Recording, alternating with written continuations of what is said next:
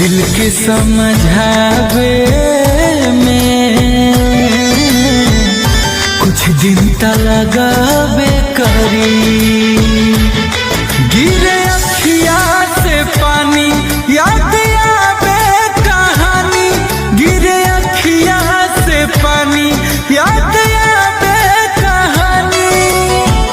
इलोरवा सुखावे में है कुछ दिन त लगावे करी हो।